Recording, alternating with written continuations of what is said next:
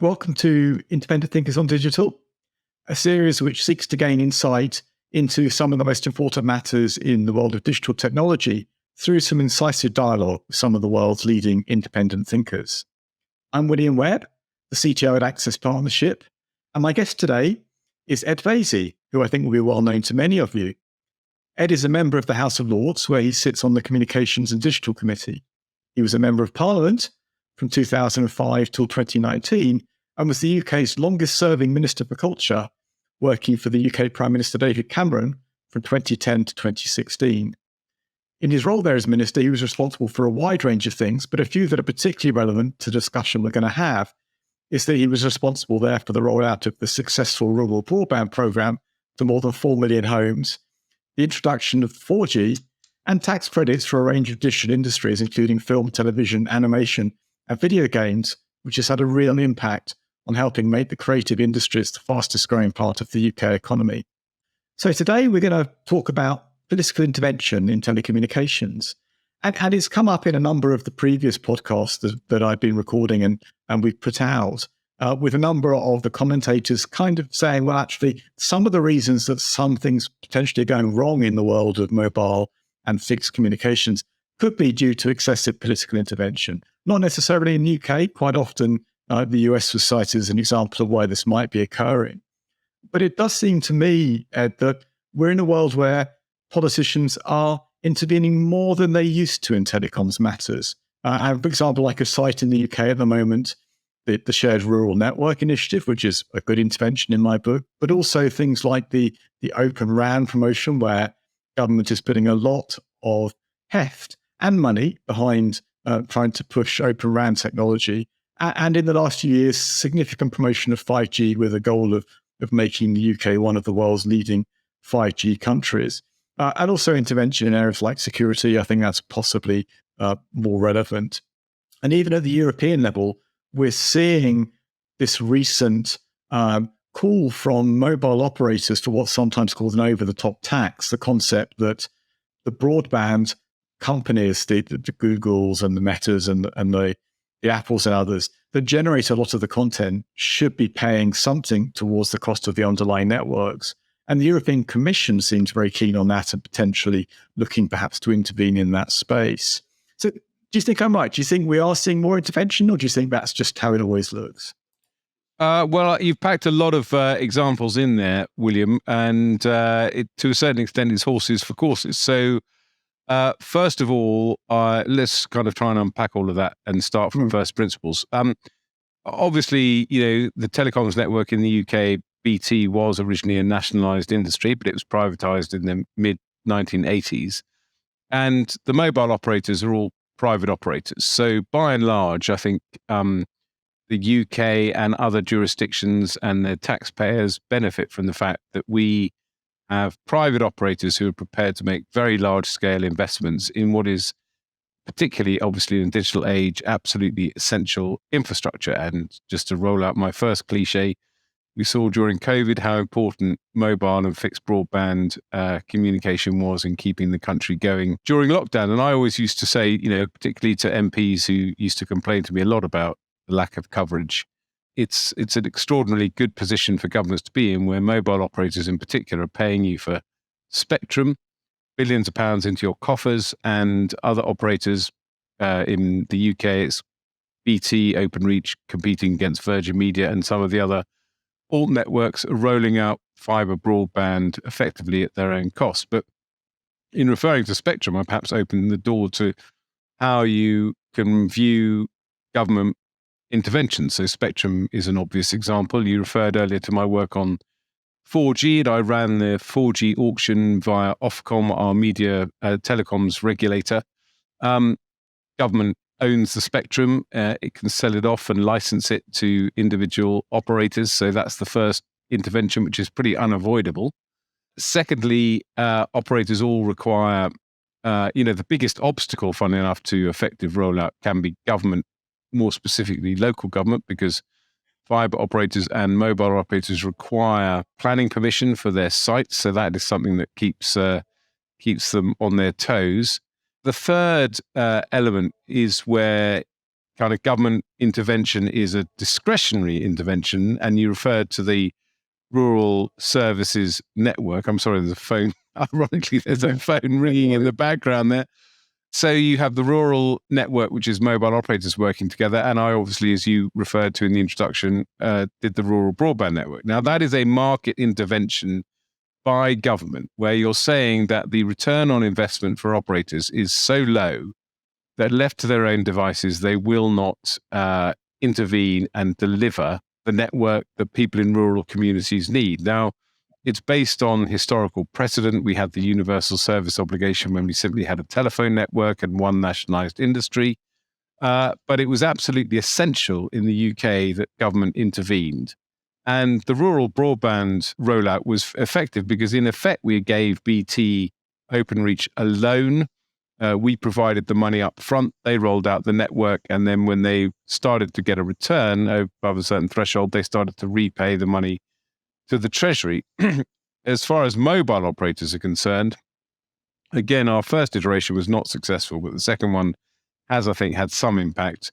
It was far harder because they had been sort of private from the start, and it was a highly competitive arena to get them to work together to provide mobile coverage in particular rural locations. And you could read similarly in the metro network in London, where again, Transport for London has led a competitive bid to get somebody to effectively network the metro. So those kind of interventions I fully justify. I think the most problematic one, which you alluded to, is the Open RAN support. Now, I'm not enough of a technologist to know whether government is doing the right thing here. And it is perfectly, I think, legitimate for you to question whether government is in a position where it is inadvertently perhaps picking winners, choosing to get behind a particular technology. I don't apologize, for example, when we set up 5G test beds and so on, we knew that 5G was coming. There's nothing wrong with supporting research universities, looking into how these technologies work and what their use cases might be, and building up an element of expertise that sits outside the operators. But I can see that could be problematic. And then the final intervention is on competition. I actually differed from our telecoms regulator, Ofcom, when it opposed the merger of O2 and 3. Ofcom, with its focus on consumers and consumer pricing, felt that 4 operators was better than 3. I disagreed with them. But again, nobody objects to competition regulation across any business sector. It's perfectly legitimate and indeed, I think, a very important element of a healthy functioning economy. So I think all across the piece, government has interventions, but at the same time, we get the benefits of private operators, whether it's the iPhone or Android phones, the latest technology available to the consumer, which a sort of nationalized industry in that respect couldn't possibly hope to deliver that innovation at pace. I think the other point I want to cover, as I'm remembering all the points you made in your opening remarks, there's maybe a very short podcast because I may cover everything, but you referred to the over-the-top tax, and that's a classic intervention where I was determined not to intervene. But it's a reversal of policy by the European Union because the intervention I was keen to resist was a net neutrality regulation, which required all networks to treat traffic equally. I felt that should be left to the market. I did come up with a code of conduct to kind of set some parameters, but it was voluntary. Now, of course, the operators legitimately, in my view, continue to lobby the Commission to say that some users are using far more bandwidth than others and perhaps should support the costs of those networks. Now, that is potentially problematic. And if you spoke to a Google or an Amazon, they would say they invest hugely in network infrastructure to support their traffic. It's not simply a case of them shoving content down other people's pipes. But so I believe that is best left to the market, in my view. So just picking up on, so first of all, I say on all of the rural stuff, I absolutely agree. The market's clearly not going to deliver that to the extent that we would like as a society, and there's all sorts of good reasons for doing that. And I think things like the shared rural network have been a pretty good success, actually. It's taking a bit longer than it might have done, but then often these things do, but it's getting there. But I'd like to sort of come back to some of the 5G side of things. So actually, I did get involved for a while. I was a contractor into DCMS on the 5G testbed and trials team and sat there as their kind of chief technologist in some of those programs and sort of saw from the inside how they unfolded. And it felt to me that there was a keenness to pick up things that were sort of shiny and new and less willingness to pick up the harder things. So my example of that perhaps is one of the concepts I thought was a potentially really useful one was much better broadband connectivity on trains, and the Transpennine initiative was trying to look at adding effectively gigabit speeds to train carriages. But that one proved kind of quite hard work and was dropped in favor of the easier to do and the faster to deploy kind of let's have a super automated farm or something like that. Do you think that's just the way the world is, or do you think that's a natural factor of the way that politics and the civil service work that you tend to go for the trophy projects rather than the ones that might perhaps be the tougher but the more material ones? Yes, I do, to a certain extent. I mean, I do think that it is, I found it extremely difficult. I'm a defender of the civil service, but I did find it extremely hard to work with them on a business context. When we were doing rural broadband, I felt very strongly that my officials were very focused on kind of the P's and Q's of the contract and holding Openreach to the kind of letter of the law. And it became a bit of a standoff. And I hadn't expected my role as a minister to be somebody who kind of had to put people in a room together and week by week supervise the program. And I think that I always took the view as a minister that you allow business to take the lead. I'm not going to tell Openreach how to deploy a fiber network. If I am giving them money, of course, as the customer, I'm going to overview it. I'm going to ask questions about why it wasn't done here, but they decided to do it there, and I'd want plausible answers. I would intervene, as I alluded to earlier, planning was a big issue, so I'd intervene with local authorities where I thought local authorities were being unfair. I found that government interventions were not joined up. It was astonishing to me, for example, that Network Rail, I think, invested something like £1 billion in fibre for fibre signalling. And there had been absolutely I only found out by accident, literally because I was invited to an event in my constituency because there was a part of the network that I was able to visit in my constituency. It was astonishing that nobody sat down and thought, hold on, if we're building a national fibre network along the railways, why are we not coordinating with the Rural Broadband Initiative? Yeah. And I found the travails of trying to get mobile coverage onto transport networks was unbelievably difficult, constantly stopping and starting. And one of my frustrations was, and this is relevant to all policy, in fact, is that government departments work in silos. But I used to say, partly for effect, why on earth is the Department of Transport effectively running a telecoms project? It's not a transport project, it's a telecoms project. How do you get connectivity onto a moving Faraday cage? And at the very least, it should have been a joint project between DCMS and Department of Transport. At the very best, we should have had a digital telecoms network unit that oversaw all of these big networks. Because again, the roads, smart motorways, they're rolling out fiber. There's fiber going absolutely everywhere in different projects, which is not joined up and coordinated. And that's exactly what I saw when I was trying to get gigabit into trains on the Transpennine initiative, that the DCMS were very keen on it, but it needed a lot of support from Department of Transport because it impacted all the sort of franchise agreements and exactly who was going to pay for what and how it would work out in the fitting of carriages. And the Department of Transport didn't see it as one of their objectives. It wasn't down on sort of, their top 5 things that they needed to do. They need to run trains on time and so on, but getting connectivity to that wasn't something that they got. So I agree with you very much that it's a cross-departmental issue. You mentioned something interesting, which was the idea of actually having a digital entity that sat above almost different departments. Is that something that you've thought about or even seen discussed? You could argue it's happening in sort of dribs and drabs when people see the opportunities to collaborate. I mean, obviously DCMS, it's not quite clear. There's been a recent government reorganisation in the UK, and the Department of Culture, or the Department of Digital and Culture, has lost a lot of its functions to what is now the Department of Science and Technology. I assume, but I haven't quite nailed it down, that kind of broadband and telecoms have moved over. even Yes, though that's right. Yeah. even though DCMS remains the lead department for Ofcom. So again, it's a bit of a curate's egg and a mix. I hadn't thought of that. Yes. So because Ofcom obviously does a lot of work on broadcasting and a bit of work on internet safety, and DCMS will remain the sponsoring department for Ofcom. Ofcom now effectively reports to two departments, so it's quite a mess.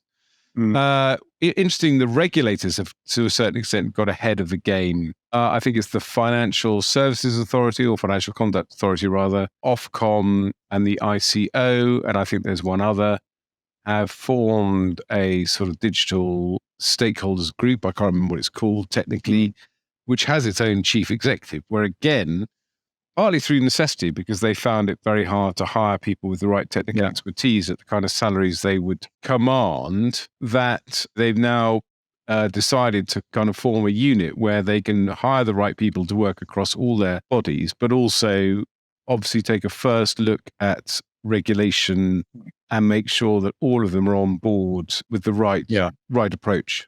So it's starting to happen potentially. And you picked up on a point actually I was going to talk more about, which is access to experts almost. So as you rightly said, it's quite hard, I think, for the civil service to recruit good technical experts, certainly in the communication space, which is what I perceive. And very understandably so. You know, if you're a top flight telecoms engineer and you get offered the choice of go work for Google or go work for the civil service, and one's got a salary 3 times the other and is offering all sorts of wonderful extra benefits, and then you're going to have to be very public spirited to take the civil service option. And you know, thankfully a few do. But my perception is that DCMS, now DCIT, struggle to maintain any kind of real depth of technical expertise in the digital space, but perhaps didn't recognize that enough and be willing to pull in others. Is that something you noticed when you were a minister or tried to address, or do you think that's changed over time? I don't think we have necessarily the technical expertise. It's important that we do have the right technical expertise within departments, and it's worth spending money on that technical expertise. I think, you can't possibly put together a contract, and you can't possibly challenge people who are delivering that contract without having, I think, some technical expertise. We recruited people who had a degree of technical expertise, but you can't pay the kind of salaries you potentially need to attract people out of industry who are then going to come and support you within a department. Having said that, I've already said that I believe in business taking the lead. I mean, I don't have a negative or hostile view to business. They're full of the same kind of people who work in government. They all want a good result. And when you're working, particularly with big incumbents who are, massive stakeholders in your community, like BT Openreach, or indeed companies like Vodafone and so on, they're not in the business of trying to shaft you unnecessarily or, make a quick buck by promising to do something and then not delivering and kind of pocketing the cash. So I was always extremely keen to put business first and listen to the people who are running those businesses. What I'm trying to say in a slightly inarticulate way is that the role of government, in my view, was to set the framework. What do I want to deliver? I want to deliver broadband to rural communities who you, BT, won't go to first because you don't get a return on your investment. And by the way, I understand that. I don't criticize you for it. You have shareholders and so on. But once I set that objective, I want to sit down with you and have an honest and frank conversation about what it's likely to cost and what is the best way of doing it. And you can have that conversation. You don't necessarily need a huge amount of technical experts. You do need people to challenge them on I was going to say, how do you know cost. The truth? And also, I have to say, I'm forgetting the most obvious point, which is I was lucky that we have a regulator in Ofcom that is full of people who do know what they're talking about. They really do, actually. That's a very obvious point that I've missed. And on many issues, I would defer to Ofcom to give me a kind of objective assessment. And indeed, when I wanted to push innovative policies, I would rely on Ofcom's expertise to tell me whether they were workable. One of those where we did actually make progress, I was rather proud of having kind of raised it and pushed it with Ofcom, was on white space technology, where I had different people in different industries come to me saying there's a great opportunity here to use technology that's not being used by the mobile operators in rural locations and make it available potentially for local kind of Wi-Fi networks, agriculture being a good example. And we pushed that and made some progress on it. So Ofcom has a huge amount of expertise So that's a very happy coincidence, because actually I worked for Ofcom for 7 years, and in fact it was me that pioneered the TV white space in Ofcom and wrote all of that regulation. So thank you for saying that, and thank you for supporting it. Well, that's brilliant. That's hilarious. Yeah, so that's one of those very happy coincidences. But I absolutely agree. Ofcom has a wealth of talent, and it manages to do that for a couple of reasons. One, it pays higher salaries. It doesn't have the civil service pay structure. But also, I think it managed to create a kind of an aura around it that meant people were keen to go and work there, because it was seen as innovative. It was seen as a good stamp to have on the CV to have been in Ofcom. And so it drew in people who were top of their game. And still does. It's almost, I think, too strong in some respects, in that when DCMS wants to challenge Ofcom, let's say DCMS thinks that Ofcom is not doing something that is supporting UK industry as well as it might, for example, which is not really in Ofcom's remit. DCMS is kind of the weaker party in that, because it doesn't have the same kind of depth of expertise to challenge Ofcom, and it finds it quite difficult. Yes, and also it's not necessarily just because Ofcom has better expertise. It's also because Ofcom is an independent regulator, which is obviously very, very important, and you don't want to undermine that. And Ofcom's credibility comes from the fact that it's independent from government and can make decisions based on a framework that is overseen by Parliament. And the example, again, I've already alluded to, was the example of the competition decision of moving from 4 to 3 operators, where I profoundly disagreed with Ofcom, and I'm glad to say I feel I've been proved right several years later. But all that, and I pushed the boundaries by going public with my disagreement, but there was no question of me interfering in any other way with Ofcom's right to kind of make its views known to the European Commission, who at that point are the ones who would oversee that competition decision. And this was the 023 potential merger. It was about 6 or 7 years ago, I think, or maybe even longer than that now. Correct. And of course, it's now coming back again with, as you rightly say, but now it's Vodafone and 3 rather than 02 and 3. Exactly. Subsequent consideration. Yeah, absolutely. One last question from me. I've always had this thought that government could be a wonderful, smart procurer of wireless services. And in particular, I'm thinking of Internet of Things, which has been one of those kind of Cinderella type things. It was often promised to do so much, but never quite really delivered on what it could do. And I've often thought part of that is because there's not really been a single large buyer of those services that can anchor the investment needed for a national deployment of a network. And actually, government probably would procure about half of the Internet of Things services in a country through healthcare, through defense, through transport, through smart cities, through a lot of things that are inherently government related. But getting government to act collectively, to kind of get together and say, we need to order this as a whole government, struck me as almost impossible. And I think it comes back to the departments and silos again. Is that something that's never going to happen, or do you think that could one day potentially come about?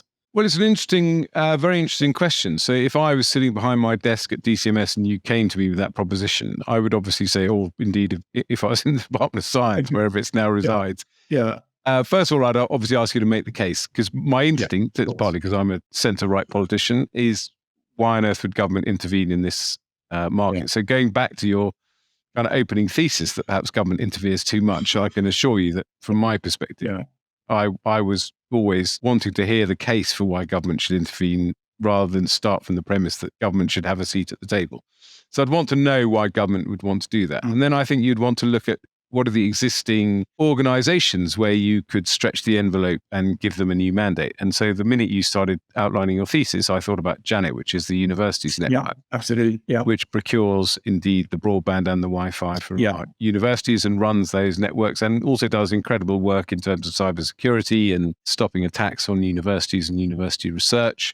So a very good example of a quasi-government organization that provides a need for a distinct community that they could not provide for themselves as individuals nearly as effectively, in my view. And that's kind of the way you would potentially make progress on something like that. And so you would go to somebody like Janet and you'd go to somebody like Ofcom and you say, William Webb's come to me with this insane idea. Is it plausible? Would it be plausible to use somebody like Janet? Would it be plausible to, do other things?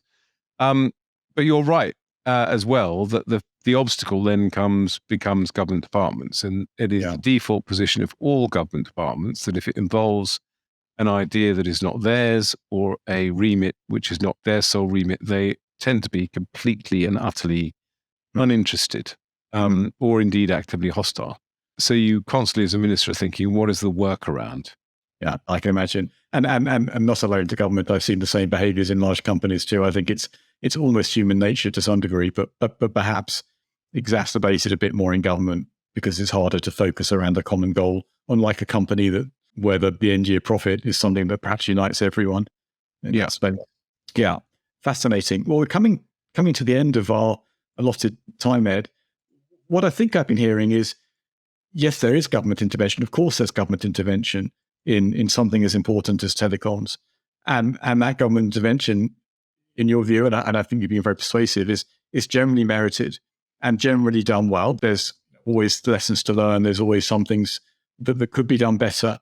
And the problems in particular occur when it slips into multiple different departments, when it's hard to get something done. Much easier if it stays within one department. And the structure we've got in the UK with Ofcom generally works pretty well and probably is a good model, certainly better than I look at the FCC in the US and see them mired in all sorts of political problems right now with being unable to run auctions because Congress doesn't like the idea of them running auctions at the moment for various political reasons. So we've managed to avoid a lot of that. So it feels like the thesis of there's too much intervention is perhaps too strong, but it's something I guess that's just always needing to be kept on consideration.